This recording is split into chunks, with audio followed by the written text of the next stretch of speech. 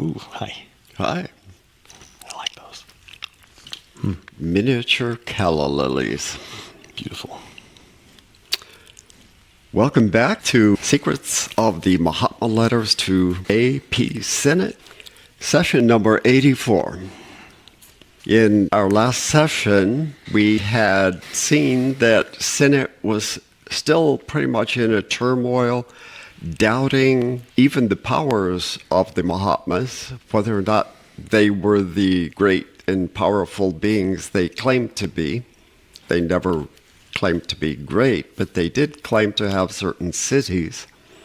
And now he's beginning to wonder if they actually do, or if perhaps HPB has been magnifying those in her writing and sometimes changing the letters to suit her own purposes. He's becoming suspicious, and that doesn't bode well with KH. But he's also becoming something else. Remember what Hume was like during the entire period that they were trying to teach him? Arrogant, and he thought he knew everything. And he was demanding. He said, no, I'm going to tell you what you're going to do. Yeah. Well, guess what? A.P. Sinnett is kind of taking over the role of Mr. Hume now. It's unfortunate. He's convinced, based on the number of other people that they've tried, who one by one have all failed, that he's their last hope. And that therefore, he has some power and he can start demanding things. We'll see how that works out. Yeah. We're now on letter number 131. In our last letter, they were at Elberfeld, and he's no longer there based on this letter, but KH is going to refer to that episode of the several days, and Sinnett actually only ended up being there about 5 days, 4 or 5 days. The rest of the party had been there, I'm not sure how long, but I think 2 or 3 weeks even. And he was invited at the end of the period of time, but he wasn't happy about that. He was very unhappy about that. So that's the situation we're in right now. This one he received back in London on October 10th, 1884. Letter number 131. For reasons perfectly valid, though not necessary for me to enter into in detail, I could neither answer your letter at Elberfeld nor transmit it to you through L.C. Holloway. Since it has become impossible to use the main channel, HPB, because of your current relations with her, I used the common post. Even this required more expenditure of power from a friend than you can imagine. I wonder which friend he's talking about. We don't know, but Sinnett, remember, got in a beef with HPB and Occult, claiming that they were the ones that got him in trouble with Moria and KH. And HPB set him straight. She told him, no, I did not get you in trouble with him. KH set him straight and told him the same information. And so because of that, she said, I don't want anything more to do with this transmission of letters. And KH agreed. He said, you've been abused enough. So now he had to send it through the post somehow, transmitting it potentially to a Chelas in Europe, and by that method to him. So he says that causes trouble too. The easiest method is through HPB. Whatever the special power she had was, it made it super easy for them to transmit things. And anything else expended more energy. By the way, Paul has misplaced his glasses, so he's using a borrowed pair. It would not be the role of a friend to withhold the truth when saying it can do some good. So I must tell you that you ought to watch yourself closely if you don't want to end my letters forever. Oh my gosh, his warnings are getting more and more direct, aren't they? Yes. Jeez. Without realizing it, you are encouraging a tendency to dogmatism and unjust views of people and motives. I am well aware of your ideas on what you call the goody-goody absurdity, and I feel as painfully confident that, since in your world no one is allowed to lecture another, and that you are very likely to resent it, these words are probably written in vain. He said, I'm going to tell you the truth. I know that in your world of London society, you're not supposed to do that. But I have to do it. And it's probably a waste of time for both of us. But I also know your sincere desire that our correspondence remain unbroken, and knowing this, I point out that which is certain to have that result. Yeah, he said, I'm pretty sure that this is going to be the end based on what I'm going to tell you, but I have to do it. Beware then of an uncharitable spirit, for it will rise up like a hungry wolf in your path and devour the better qualities of your nature that have been springing into life. Wow. Broaden instead of narrowing your sympathies. Try to identify with your fellows rather than shrinking your circle of affinity. Yeah, Sinnett is being more and more exclusive. And KH is telling him, you need to widen your circle, not make it narrower. Mm-hmm.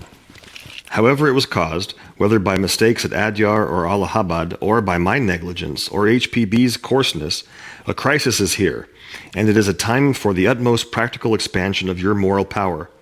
It is not the time for accusations or vindictiveness, but for united struggle. No matter who sowed the seeds of the present tempest, the tornado is strong, the whole society is reaping the consequences, and it is fanned rather than weakened from Shigatse. Why would that be? Shigatse is where KH is spending time right now. I don't know if Moria is there with him or not. But what he's saying is that they haven't had any real support from the other Mahatmas all this time. It's only been the two of them that were willing to work on this project. And I'm guessing that now that everything is in such a turmoil, the others are saying, yeah, it might be time to get back to work and do something that is more productive. We don't see that Sinnett is working out all that well. I'm just surmising. But I'm guessing that he's getting some flack from the other Mahatmas right now. You laugh at probations? The word seems ridiculous when applied to you. You forget that he who approaches our precincts, even in thought, is drawn into the vortex of probation. Remember the 4 that were put on probation 2 or 3 years ago? They didn't specifically ask to be put on probation, and certainly Hume did not, because he never was in agreement with being tested. But they were told the rules, and yet they persisted in asking questions and requiring that they be answered. And that was enough to require that they had to give them the opportunity. That meant they had to be tested. We told you what was required if you want any information from us, any help from us. The only thing we could do otherwise is wait and see if you could develop it on your own, but there was zero chance of that happening. At any rate, your temple tottered. And unless you put your strong shoulder against its wall, you may share the fate of Samson. Samson? Who's that? From the Bible, of course. KH knows his Bible inside and out. Samson was a judge in Israel and was extremely powerful, physically and in all other ways. It is almost certain that he didn't actually exist. This is more of a legend, kind of like Hercules and some of the other legends. But Samson had tremendous power, and his chief opponents were the Philistines, a neighboring ethnic group, and they were bitter enemies. He was in a battle with them one time, and he grabbed the jawbone of an ass, and he killed 1,000 Philistines with this jawbone of an ass. Yeah, a superhero. But The Philistines wanted to know what his secret was. How does he have this much strength that he can do these miraculous things? Well, they hired Delilah to seduce him and try to get his secret. And after many attempts, he finally told her it was because of his long hair. That was the secret of his strength. And she says, aha, I've got the answer. So, of course, she told them. And while he was asleep, they cut his hair, and now he was in their control. So now he's a prisoner because he has no more superpowers. They chain him in a temple with all of these columns. He's chained to 2 different columns. And he becomes so angry at his lack of strength. Over time, his hair had grown back and they weren't paying attention. And now he's got superpowers again. So what does he do? He pulls down the temple and kills another several hundred Philistines along with himself. He didn't care he was being killed. So that's what he's referring to. You're going to be so angry and use that anger to pull everything down. Yes, it will harm other people, but guess what? You're going to be killed in the process. Pride and dignified contempt will not help you in the present difficulties. So he's basically told them, apparently, that this that I'm expressing is righteous indignation. I have the right to express this contempt that I have for what's going on. This should not be. This is not right. When understood allegorically, there is such a thing as treasures guarded by faithful gnomes and fiends. The treasure is our occult knowledge that many of you are after. You foremost of all, and it may not be HPB or Alcott or anyone else individually who has awakened the guardians thereof, but yourself, more than they and the society combined. Wow, is it guarded by faithful gnomes and fiends? What's a fiend in this context? He's talking about elementals. Right, okay. And obviously they have elementals that they work with. Mm-hmm. And they are the guardians of these secrets. So if anyone is trying to assail their secrets, they let the Mahatmas know, hey, we've got an intruder here. No, they have means of protecting things. We learned that when we talked about actual treasures that they have, valuable treasures that are guarded by these elementals. Why not their secrets as well? Mm-hmm. Such books as The Occult World and Esoteric Buddhism do not pass unnoticed under the eyes of those faithful guardians, and it is absolutely necessary that those who would have that knowledge should be thoroughly tried and tested. Those who would have that knowledge, meaning those who want that knowledge, who are dead set on obtaining it. So that would be Hume and Sinnett and every other person that wants that knowledge. Infer from this what you will. I know what that means. It's like, yo, you knew you were going to be tested. This is... Yeah, and he's also saying you're probably going to twist this around. Right, okay. Infer from this what you will, but remember that my brother and I are the only ones among the brotherhood who have at heart the dissemination, within a certain limit, of our doctrines, and HPB was, up until now, our sole machinery, our most docile agent. Granting that she is all that you describe her to be, and I have already told you that the rickety old body sometimes is positively dangerous, it still does not excuse in you the smallest relaxation of effort to save the situation and further the work, and especially protect our correspondence all the faster. Consider it what it is, a positive advantage to the rest of you, that she should have been what she is, since it has thrown upon you an even greater stimulus to accomplish, in spite of the difficulties you believe she has created. Yeah, the English really do not like HPB. They think she's coarse and vulgar, and certainly not the agent that the Mahatmas should have chosen. It should have been one of them. And he's saying, well, we don't have a choice. This is what we have to use.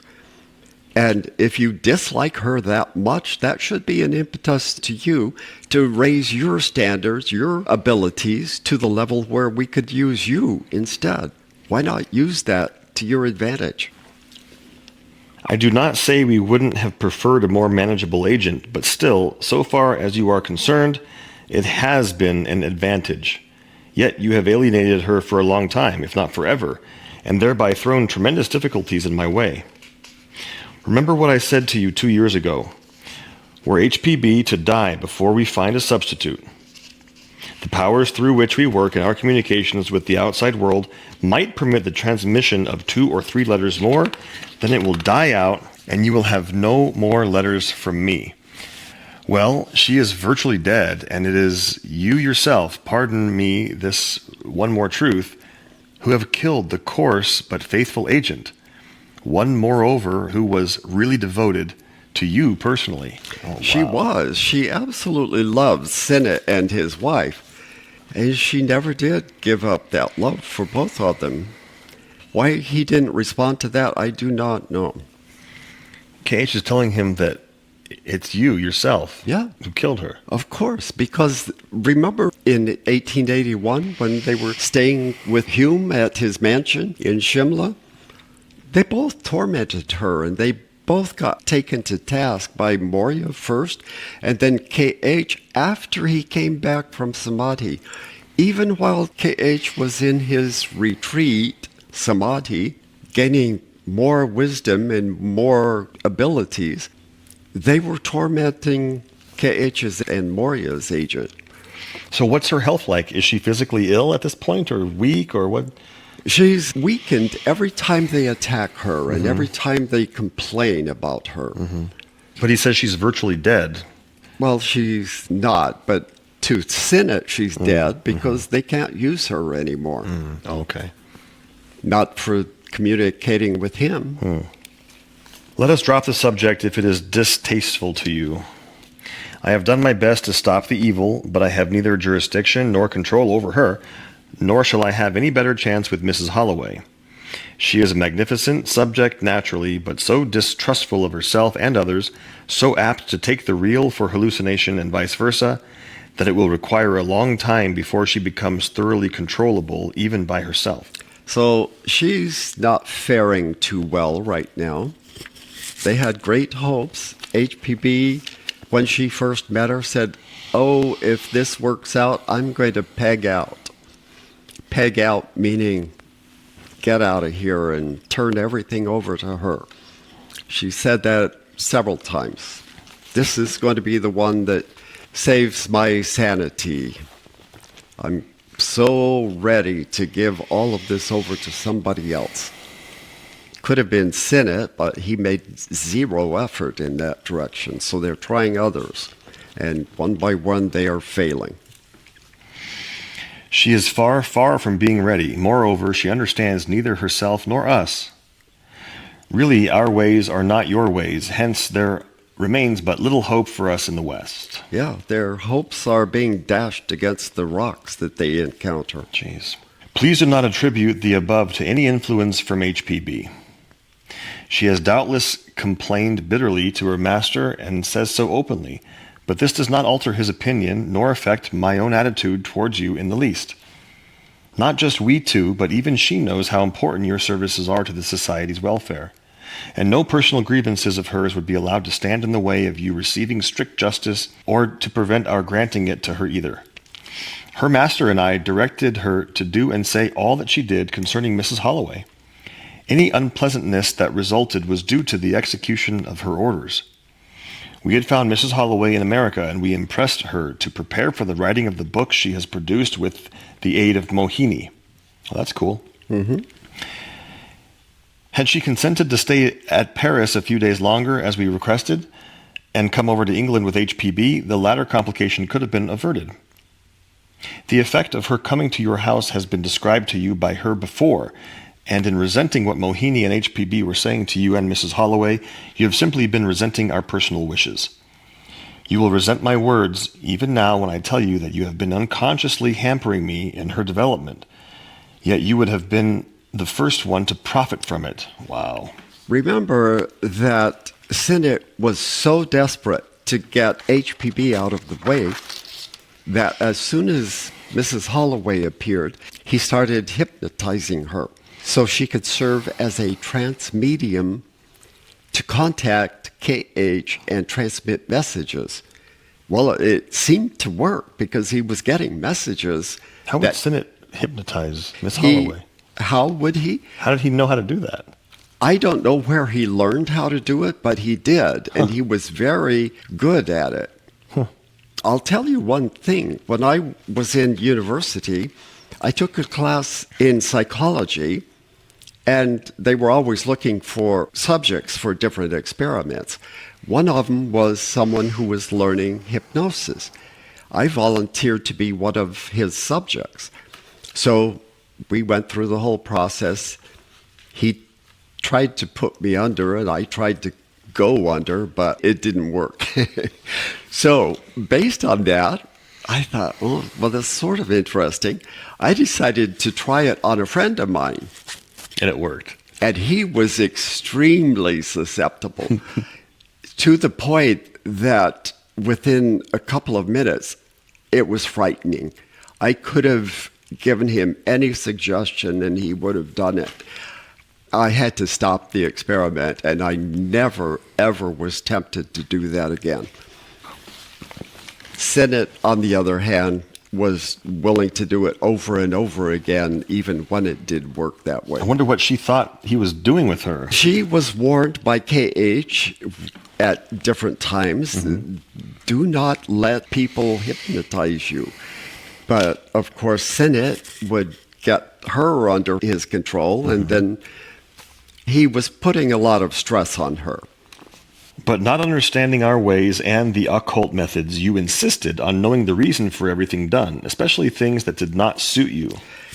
Now, this is completely contrary to the way that things work in occultism. You do not insist that they tell you what is going to happen and what they expect in every detail. It does not work that way. They will share what they feel you need to know. And we've discussed some of this before.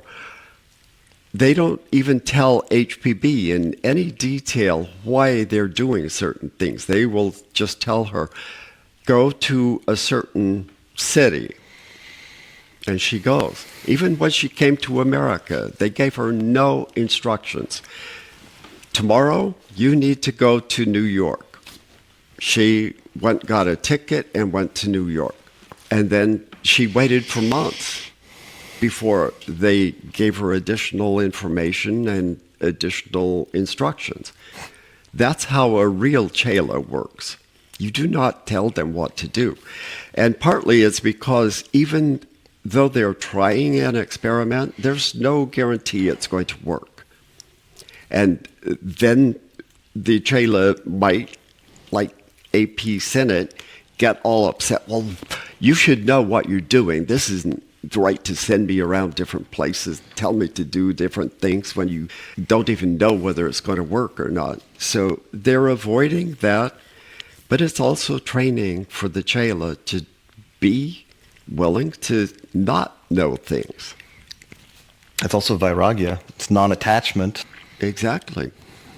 I would be delighted to try something that the Mahatma suggested, even if it doesn't work out. I would be perfectly happy with that. No matter what, you're going to learn things in the process. There are always things you can learn from everything that happens to you. You even demanded that the reason why you have been asked to come to Elberfeld be thoroughly explained to you. Yeah, he did that, remember? Before he would even go there, he told Mrs. Gebhardt, look, I wasn't invited at first. I want to know why.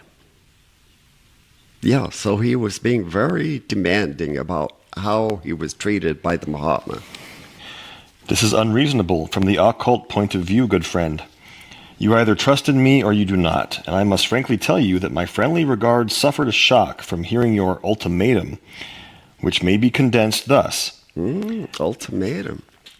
Either Mrs. Holloway passes a week or so at our house, or I leave the London Lodge to get by as best it can. Oh, wow.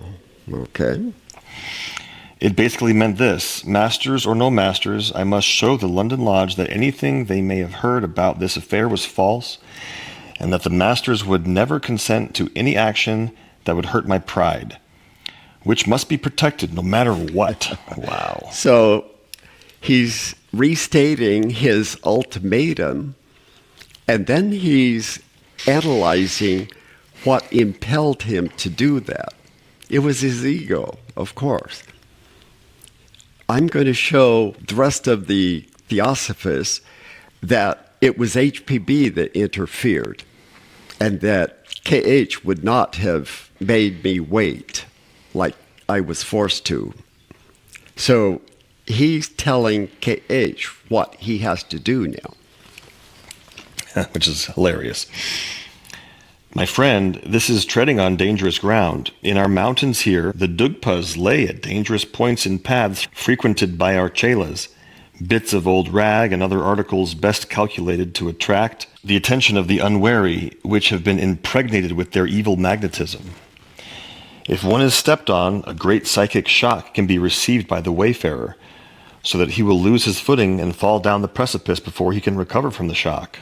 And remember a couple of years ago when DK had fallen exactly like that and was seriously injured. He took several weeks to recover from it. And we surmised at the time, KH never said that, but that might have been an incident where that very thing happened. Something that the Dugpas did to distract him. Friend, beware of pride and egoism, two of the worst snares for the feet of him who aspires to climb the high paths of knowledge and spirituality. You have opened a gap in your armor for the Dugpas. Oh my gosh. I hope Sinnett takes this seriously. Jeez, right? It's like you want to just smack him. Yeah. KH has never been this direct in the whole series here. Yeah.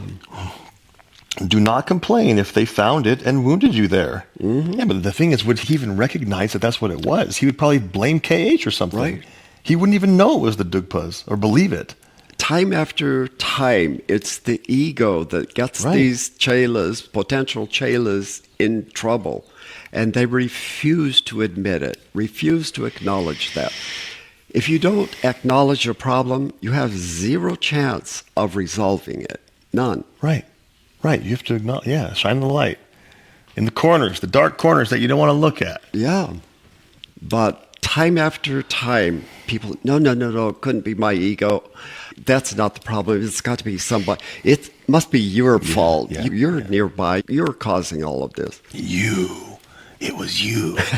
That's... I'm always correct. So just get used to that, and everything will be fine.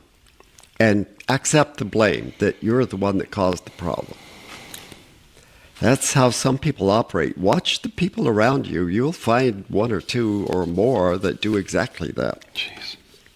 Mrs. H really didn't want to go to your house, for, as she said to you very truthfully, I had told her not to do so for reasons that you must know yourself by this time. You also should have known that, if we were worth anything by ourselves and not mere powerless puppets, we could not be influenced by HPB, nor controlled by threats to do anything contrary to our light and the necessities of karma. And I'm not sure exactly what he means by light, but I think he means the light of wisdom, the light of truth. That's their basis. It's what they preach and what they try to share with others is this light that comes through them and shines through them. I'm sorry you didn't remember these facts before speaking, as this makes my position still more embarrassing before my chief, who, of course, had the ultimatum put on record. Of course. Yeah. He's a Chela on probation, and so they've all got a record of him. He got written up at work. He got written up, exactly. And it's like, okay, you've messed up several times. We're going to start documenting this. You deny having ever applied to be accepted as a Chela. Ah, my friend, With such feelings smoldering in your heart, you couldn't even be a lay Chela. And he's called him a lay Chela for a long time, but now he's saying, even with the relaxed restrictions, you're not even meeting up with those slight expectations. But once more, let us drop the subject. Words will not obliterate deeds, and what is done. My brother M, who has more authority than I, has just written the promised letter to the inner circle. Your honor, good friend, is saved. But at what price? Well, read and you shall see. And this letter wasn't part of the Mahatma letters to A.P. Sinnett, but we do have the letter, so we're going to read it as soon as we finish this. So you do not find certain recent letters and notes of mine, including the one to the treasurer of the London Lodge, philosophical, and in my usual style?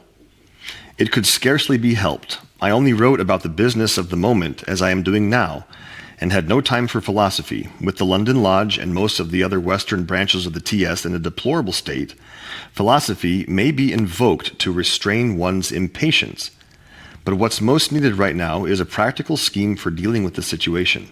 So Sinnett is using this demand for philosophy as a diversion. Oh, let's not talk about this. Give us some more teachings here, something important. Well, KH is saying this is what's important right now because it's preventing anything from happening. Some quite unjustly try to make HSO and HPB solely responsible for the state of things. Those two are far from perfect and in some respects quite the opposite, but they have in them, pardon the eternal repetition, that which we have too rarely found elsewhere, unselfishness, and an eager readiness for self-sacrifice for the good of others. What a multitude of sins these cover. It is a truism, yet I say it, that in adversity alone can we discover the real man. Ooh, that's amazing. Yeah, so this is what the testing process is all about. If you've got a product that has come into your hands, how do you know what it's capable of until you put it through a battery of tests? You stress it. You have to stress it. You put it through all possible combinations of stresses that it could encounter in life. And if it fails, it fails. But they have to know if a potential Chela comes into their view, whether or not that Chela is worth working with. You don't spend 4 years teaching them stuff only to find out that they're incapable. So what do? You put them through a battery of tests that are very strenuous, but it has to be done.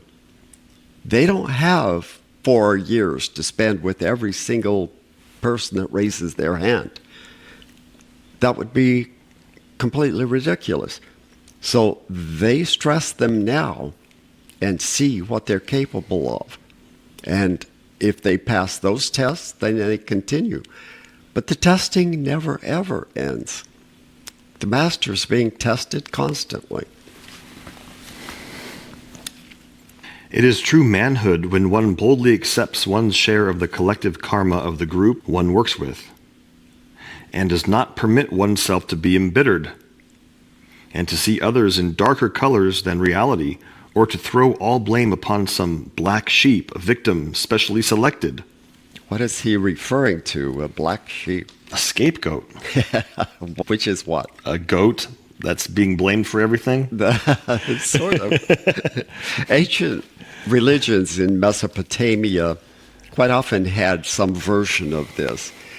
A herd animal, usually a sheep or a goat, that was dedicated to receiving all the sins of the people. That's cruel. And then they would drive it out into the wilderness, exile it. It is cruel to the animal because they can't survive on their own. They cannot survive. Man. So it is very cruel. And almost certainly they're going to get eaten by the first carnivore that comes along. Jeez. So that was a principle in many religions, and we see the same thing in Christianity. Jesus was the scapegoat for all of humanity. Let's put all our sins on him. And then what? We'll kill him. How about that? We'll kill him. And that will be atonement for everyone's sin. 60 billion people that are going to be born, both before, during his time, and after him. We'll make him the scapegoat. Anyway, so that's what he's talking about. Jeez. A true man like that we will always protect and, despite his shortcomings, assist to develop the good he has in him.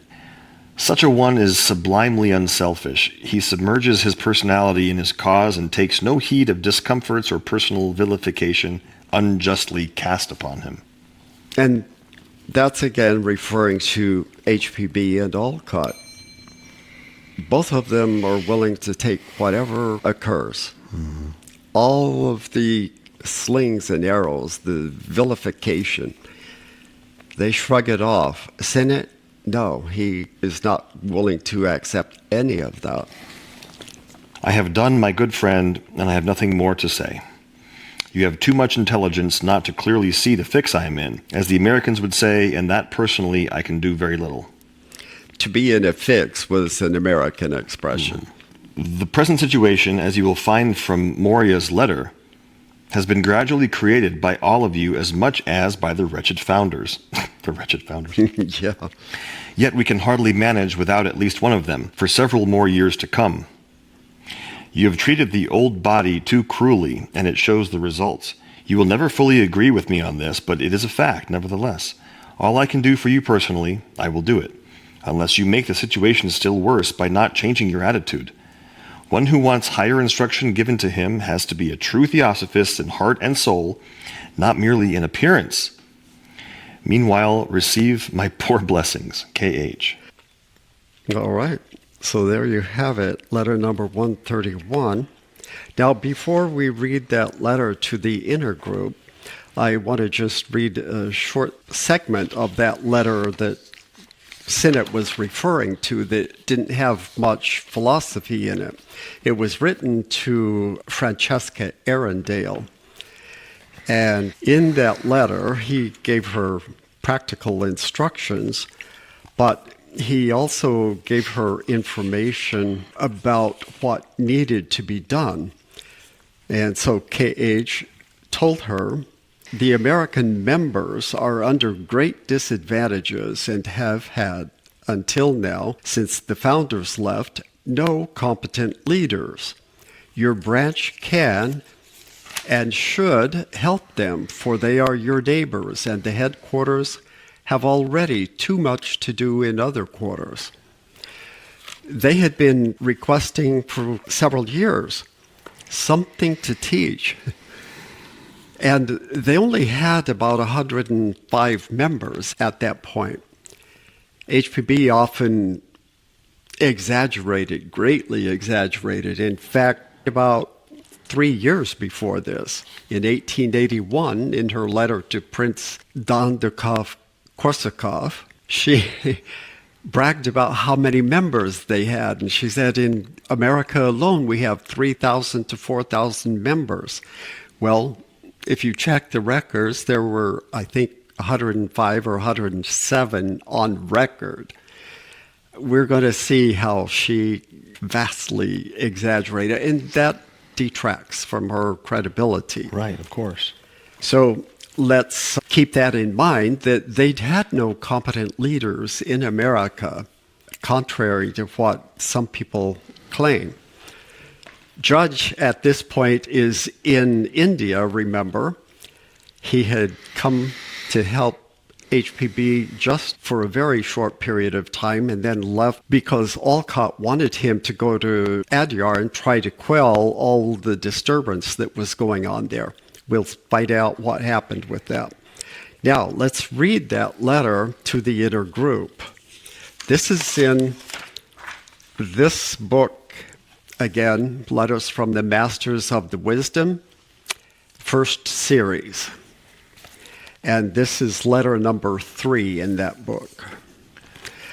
This was actually from Moria and was received in the fall of 1884 at London.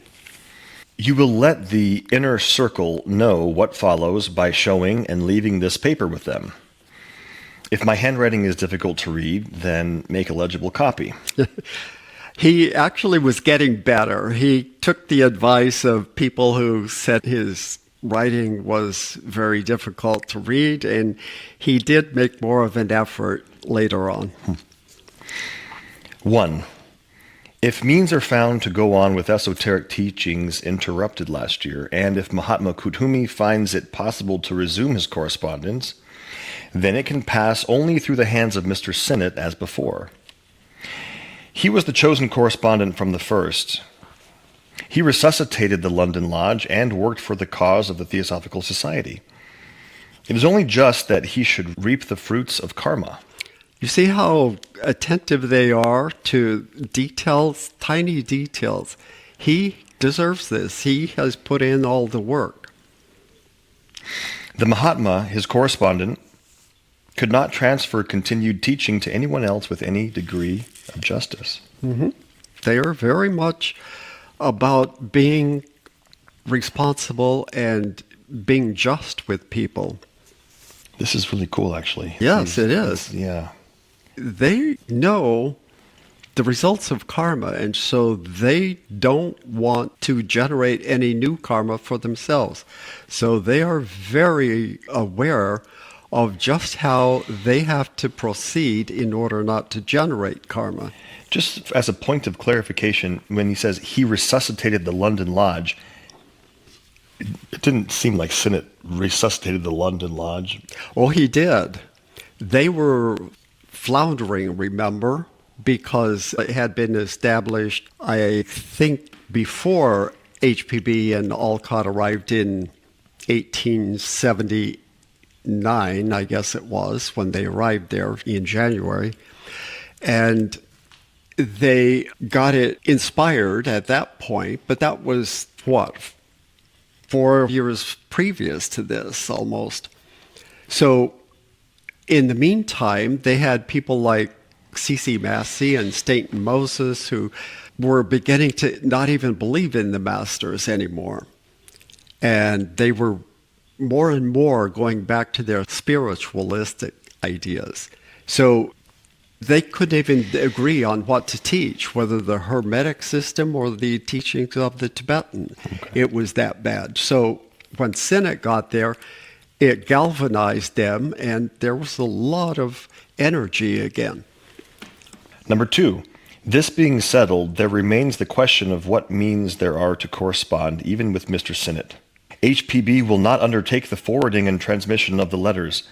She has shown her willingness for self-sacrifice in this direction long enough, and unless she does so of her own free will, even I, her guru for many years, have no right to compel her. Damodar Mavalankar has the same, if not more, unwillingness. Yeah, the Asians did not want to deal with Sinnett.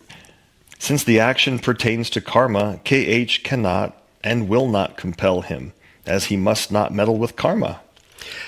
Yeah, we've mentioned that. They do not want to take on additional karma, and they don't want to affect someone else's karma because that creates karma for themselves. So they let people make lots of mistakes for that very reason. And it's good for their training. That's how we learn, is by making mistakes.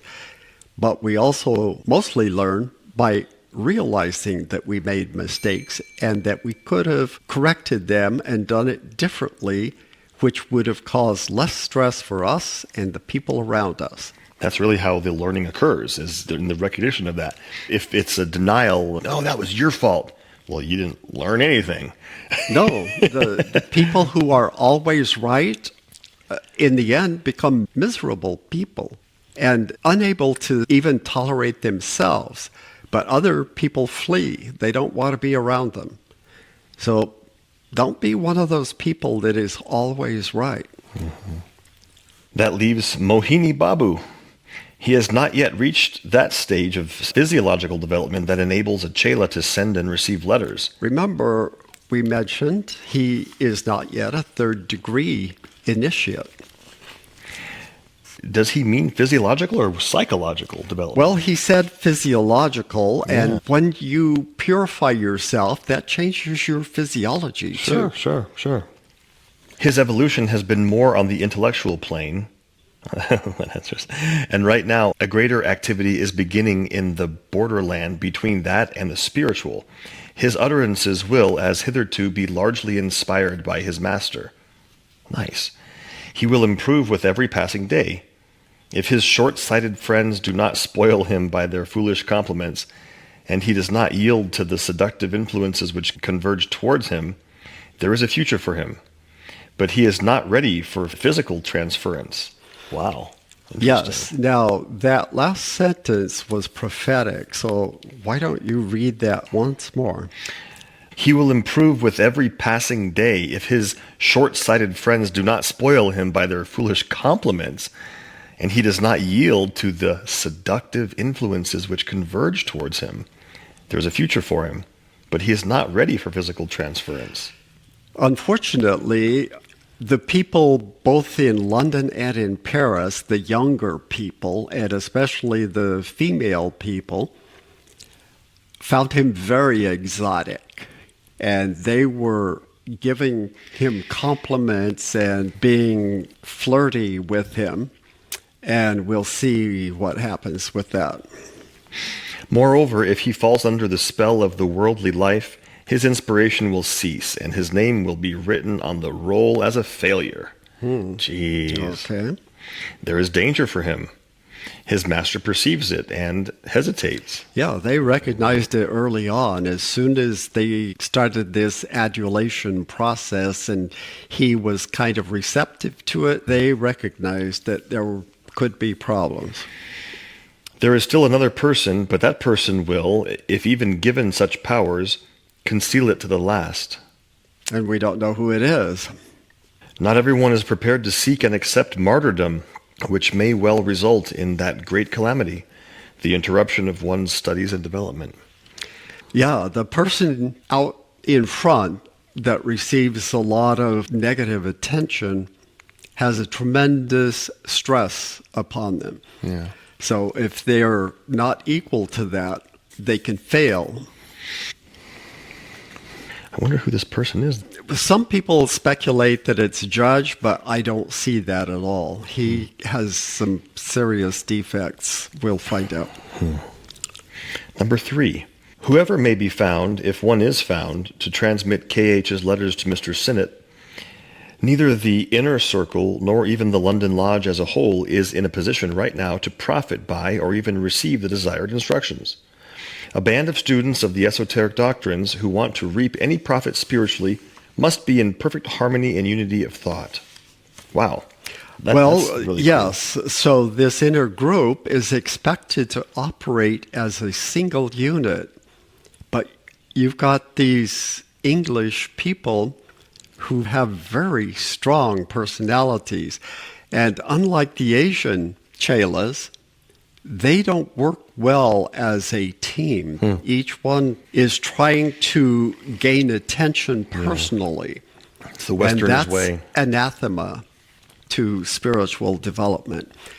We see that the hierarchy always works as a unified network. And you're one node in this network. If you think your one node is more important than any of the others, you're not going to be a very good unit to work with, and they won't work with you.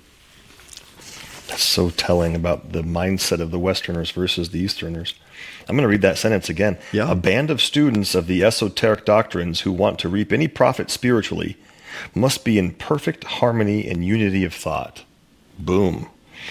Each one individually and collectively has to be utterly unselfish, kind, and full of goodwill towards each other at least, leaving humanity out of the question.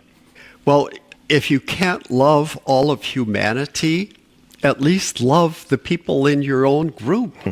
But we'll see whether or not that worked out. There must be no divisions among the band, no backbiting, no ill will or envy or jealousy, contempt or anger. Okay. It's hard for Westerners. Yes, Jeez. it is. Yes, it is. We love our emotions. What hurts one ought to hurt the other. Wow. That which gladdens A must fill B with pleasure. Is the London Lodge or even its inner circle in the state which is absolutely required by our rules and laws? It is only owing to K.H.'s great kindness that, notwithstanding the deplorable state the London Lodge was in for nearly 2 years, and lacking the requirements stated, he still corresponded occasionally with Mr. Sinnett. The recent succession of domestic troubles would have soon been disposed of, and most of them avoided, had there been that true brotherly unity which moves a large body of men to act as one single man, and as endowed with one single heart and soul. Yeah, they have to operate as a single unit. Again, hard to do for Westerners. I am forced to say that only an entire change of feeling in the London Lodge can bring out its potential usefulness to the great cause we have espoused. In its present state, we find it tending in the opposite direction. The London Lodge is but a brilliant, most likely the most brilliant, orb in the theosophical sky. That's cool. But to the parent society, it is an aristocratic outgrowth, an empire within an empire, which, gravitating towards its own center of fixed habits, prejudices, and worldliness, throws into confusion the whole body, whereas it might so easily become the rock of salvation, the safest harbor for the thousands of its members. We've talked about this before, how the London Lodge felt like it was a separate society, that they were autonomous and separate from the parent society, for the main reason that they despised both HPB and Alcott. They were outsiders. They were coarse in comparison with their sophisticated ways. We don't really want to have much to do with them. So, yes, we have to tolerate them because that's where our teachings come from, but we are far superior to them, and they use those very words, that we are superior to them. I love the way Moria writes. Yes, he's very direct. It will have to change its hitherto exclusive and selfish policy if it is going to live. It will have to become part of the universal brotherhood if it wishes to be a theosophical body. It will have to act in full harmony with the parent society and promote the observation of perfect solidarity and unity of thought throughout the entire society. No gossip, no slander should be allowed, no personal preferences shown, no favoritism if it wants us for instructors. Okay, that's pretty clear. Yeah, that's really, really amazing. I like how clear he is. It's important to be... Yes, too many words is just as much of a problem as too little words. Mahatma Kudhumi can, of course, as an independent adept, write in his own private capacity to whomever he chooses, if he finds the means of doing so without infringing on the good secret law. Remember, he's under constraint right now.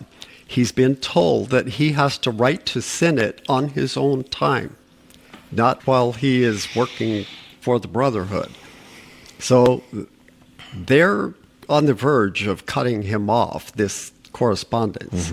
And so KH is having to work overtime to make that continue to happen.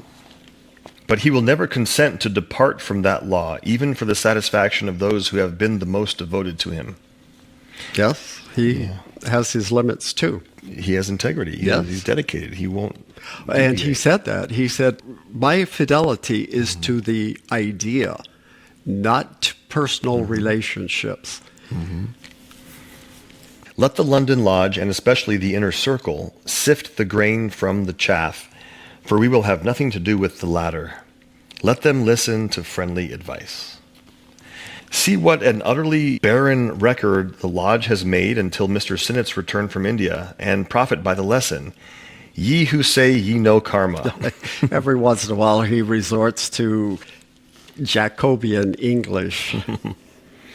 It is useless to point to the various scandals at headquarters, both in Bombay and in Madras. to justify your past carelessness. It is no excuse. The managers of the parent society have made and will make many mistakes, precisely because they are alone and left without help and protection. For they might have avoided such dangerous relationships and have no one to blame but themselves that their confidence was abused. So might some members of the London Lodge who sinned through imprudence and enthusiasm. Human nature is just as weak at Adyar as in London or Paris. It really is a difficult task to transform so much poor material into a strong and perfect organization. Yet the future of the Theosophical movement depends upon the members of the inner circle, and if it isn't organized as it ought to be, they will have no one but themselves to blame. Moria. Yes. What does he say? It is a difficult task to transform so much poor material into a strong and perfect organization. They've taken on a tremendous task. And 140 years later, we still see that that is still a difficult task. It has improved, but there is a long, long way to go still. All right. Now, I promised that I would tell you a little bit about Sinnett's book, Karma. After he went to Elberfeld, we know all the details of that fiasco. He decided during that trip to start writing a book about karma. K.H. has mentioned in several letters recently that Sinnett does not understand karma. Well, he's going to prove that he does understand it by writing a novel, a Victorian novel. So this book is kind of interesting. I happen to have a copy of the first American edition from 1910, and it is from the Yogi Publication Society. They published his book, Karma, and it's quite a read. So, very flowery, and like all Victorian novels, it takes several dozen pages just to set the stage and to make sure everybody's got the picture. I almost gave up reading this after 50 or 60 pages and started just kind of skimming it. Finally, around page 94, the story actually started. So what is the story? So it's a drama. It's an actual novel. It's a novel, yes. But to teach about karma. So there are two heroes in the story. The one hero is this mysterious individual in Germany. Where had he just been? To Elberfeld in Germany. This mysterious individual had been to London and invited a group of people to come several months later to visit him at his castle not far from Cologne. Yeah. Who's he talking about? He has moved back into a family castle. He's got royalty roots. He's a baron. And he moved back into this family property that was in ruins. He refurbished the inside of it, but from the outside it still looks like a decrepit castle. And he invited all of these English people to come join him for a period of time. They all arrived at different times, and the Baron wasn't there at first. He had appointed one of the ladies of the group to arrive first, and they were each, as they arrived, given the opportunity to choose whatever room they wanted to be in. There were plenty of rooms, and they all chose their rooms and made conversation and were getting to know each other. Finally, he showed up with his 11-year-old nephew, who was English and whose name was Reginald. And this 11-year-old liked reading Sanskrit. He always had a Sanskrit book with him and was reading the Bhagavad Gita, trying to understand it. There was one other character that kind of stands out. Well, they all do, but one of them was a Mrs. Lakesby, who is clairvoyant. She's a medium, she gets messages, and she sees things on the astral plane. So they are all intrigued with her and her capabilities. Well, the Baron demonstrates to one of the guests a power that he has. He said, approach your finger to my finger, and when it got within a certain distance, a spark of electricity transferred from his finger to the other one, like a shock. And the guy recoiled. And then a little bit later, he showed them another demonstration of his powers. He put his hand against the pane of glass in the window and directed a certain force, and the pane shattered. They were quite impressed with that. And then a few days later, he announced, tomorrow we're going to go out on an excursion. And they all knew that something special was going to happen. So when they went on this excursion, he takes them up on a hill, and then he separates from the crowd and goes farther up the hill. And the clairvoyant woman sees two figures all dressed in white flanking him. And he holds his hand up, and this very huge tree, after a few minutes of his projecting some kind of power, exploded. The entire tree just blew up. Wow. And that really got their attention. So now they're pretty certain that he's got some powers. The other thing is, this Baron shows all the qualities of a distinguished European. This is what an adept should look like, I guess, in Sinnett's mind. So far, I haven't heard anything about karma. No. Right? This is all setting the stage. Because the book is called Karma. Yes. Well, the Baron uses Mrs. Lakesby, because of her clairvoyance, to go into trance and see visions of different things. And one of the things she saw was that one of the members, and they figured out early on that these visions she had were in the past, in the far distant past, but were connected with the attendees at this gathering. So this one person was the friend of, guess who? The Flammendialis in the Roman Empire. Oh my gosh. We've heard that before, haven't we? I don't remember what it means, though. K.H. implied that Sinnett was best friends with this Flammendialis, who was the spiritual leader for the Roman Empire and for the emperor. Fun. And so we know then that Sinnett is one of these characters. He arrives with a friend of his that he went to school with at Cambridge, a Claude Merland, but his name in this story is Annerly. That's his last name. And he's an interesting character. His character is described as what could be considered ugly. He wasn't very good looking. He had a limp. He had some physical deformity, and he was kind of insecure in himself.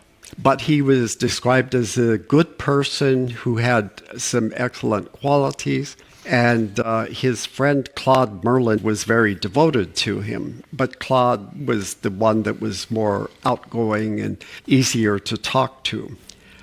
Another attendee was a Professor Maselton.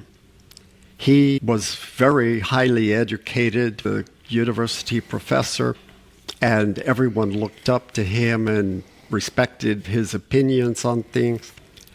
without getting too much into detail on other characters, let's focus on the one that is obviously Mr. Sinnett, the one that was best friends with the Flamandialas around 93 AD. At one point, the nephew of the Baron was going to go back to England to get set up for school, obviously a private school in preparation for university. His father was unable to accompany him because he had other engagements elsewhere in Europe. So he asked Annerly if he would be willing to take him back to London to get him set up in school. And then Annerly was going to return to the group. So he left on a trip. Other people had to leave for various reasons, and the number of people dwindled down to about 11. Annerly took the young boy with him, and before they left Germany, he was at a hotel when he saw something that caught his attention. It was a woman that he had been in love with years before and had been engaged to marry. She and he were set to be married within a few months when she changed her mind and decided she didn't want to get married. Now, he was about 30 years old at this point of the story, and he had never forgotten this Miriam Seaford that he was so in love with. He finally got up the nerve to talk to her and say, I would like to meet at some point if it's okay. And so they did. She was there with her aunt. They met, and he said, I just want to tell you, I have no hard feelings. Even though I loved you and still love you, there are no hard feelings. Would it be okay if we get together when we're in London and talk about this a little more? So she agreed. And then when they both got back to London, he would go over and talk to her at her aunt's home. And after a while, he found out that she had had a rough period, that she was supposed to marry someone, and it turned out that there was something dreadfully wrong, and she ended up having to break off the relationship with him. And that left her scarred. So now they've decided that they're both kind of in the same fix. And over a period of time, they decide, well, since we actually love each other, then let's get married.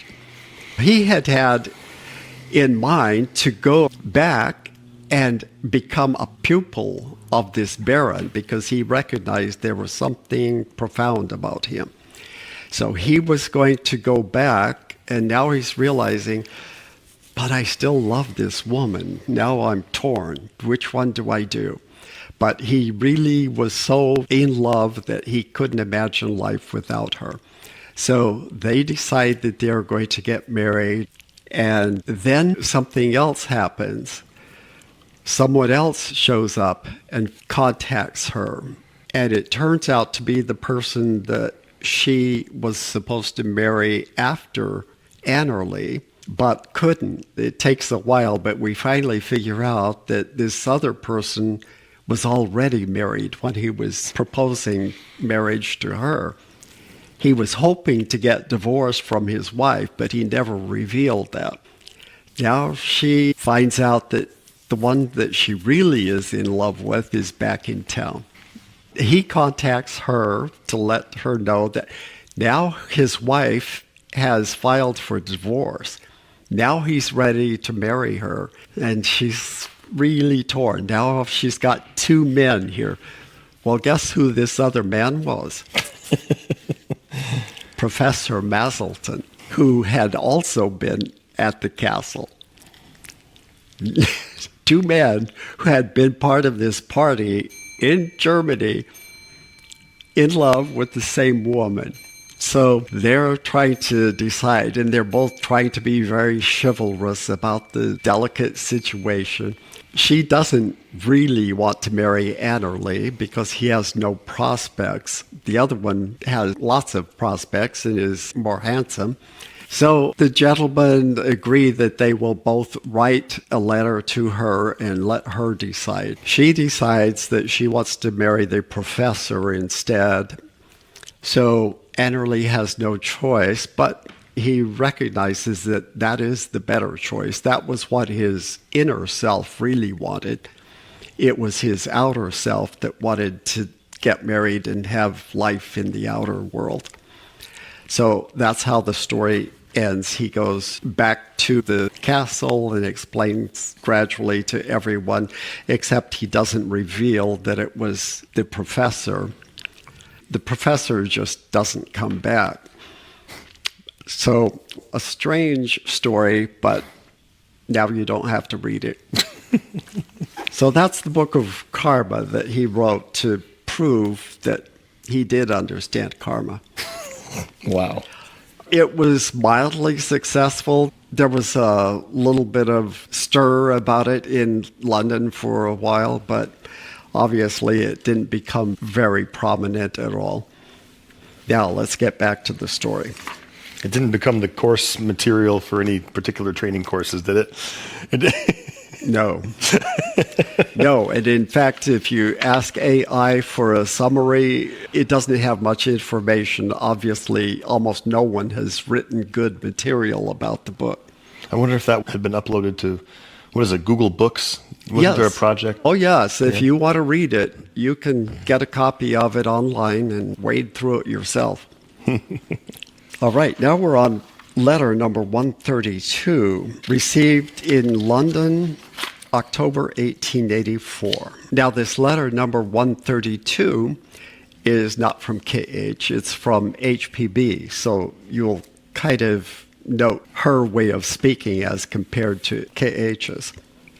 For fear that you should trace back a new treachery to me, permit me to say that I have never said to Huba Schleiden and Frank Gebhardt that the existence of our 7 objective planets was an allegory. Now, is this actually from her, or is she being... No, this is her overshadowed directly. She's not channeling. Okay. What I said was that the objectivity and actuality of the septenary chain had nothing to do with the correct understanding of the 7 rounds. That outside of the initiates, no one knew the last word of this mystery, and you could not understand it thoroughly nor explain it, because Mahatma K.H. told you 100 times that you could not be told the whole doctrine. And once again, that's her exaggerating. I told you 100 times. I mean, he did say multiple times, though. He did, more than once, but not 100. Right. That you knew Hume had sent him questions and cross-examined him until his hair became gray. I don't think it did. That there were 100 apparent inconsistencies, not 100, but some inconsistencies, because you didn't have the key to the 7 times 7 times 7, and it could not be given to you. In short, that you gave the truth, but not the whole truth by far. That you gave the truth? Or that he gave you the truth? Because he wrote about it in his book, Esoteric Buddhism. Okay. In short, that you gave the truth, but not the whole truth by far, especially about the rounds and rings, which was at best only allegorical. Yours, HPB. Yeah, so she's obviously setting the stage for the fact that she's going to be writing the secret doctrine. Now, as I said before, it wasn't intended to be a book at first. It was going to be a series of articles, or it was actually going to be sold by subscription. So each chapter would be produced separately as a pamphlet, and you could subscribe to all of them and pay as you went, as you received these different chapters. So it was more like a series of articles. That was the intention, rather than the book that it ended up being. So she's just kind of warning him, just so you're aware, you did not understand it completely fully. There's not a huge discrepancy. You described it the best that a non-initiate could describe it. But just be aware that now some more information will come out which you may not like. All right, now, letter number 133. Do we need to mention again about initiate meaning third degree initiate? Yes, we do, actually. We explained this quite a bit a couple sessions ago. Let's read something that HPB said about this. I finally broke down and bought this second volume of the letters of H.P. Blavatsky.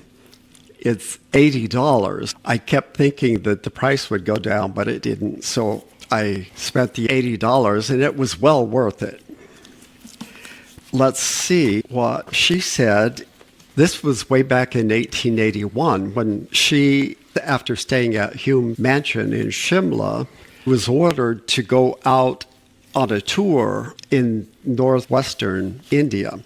She mentioned something about Toling Monastery. She's referring to a new member of the Theosophical Society, a Captain Banon. And this is a letter she wrote to Sinnett while she was on this tour. We have a new fellow, a Captain Banon of the 39th of Gwalior. So he's a military officer. He writes in his letter to Scott, that's Ross Scott, quote, I shall probably go to Gungotri next summer.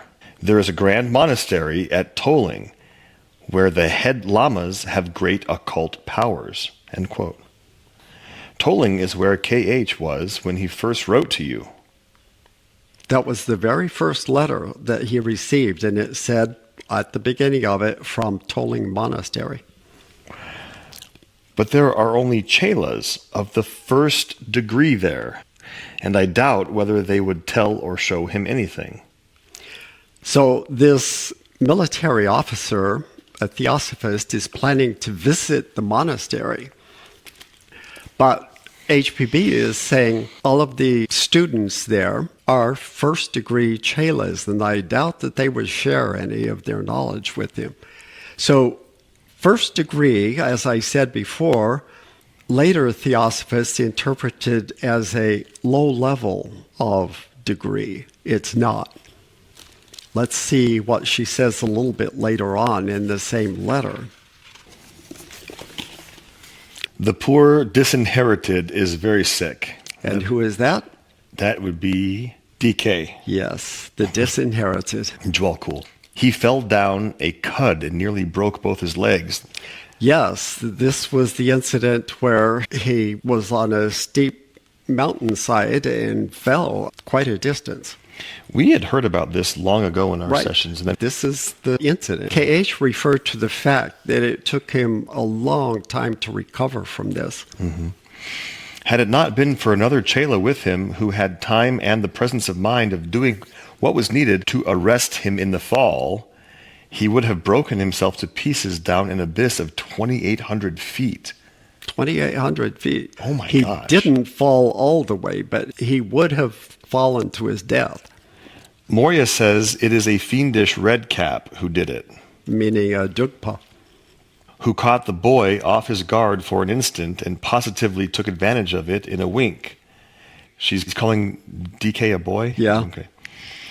That he roamed for weeks around the house where there is no adept now, but only 3 Chelas and a woman. So this Dugpa realized that they didn't have a protector for them, these 3 Chelas, and took advantage of that.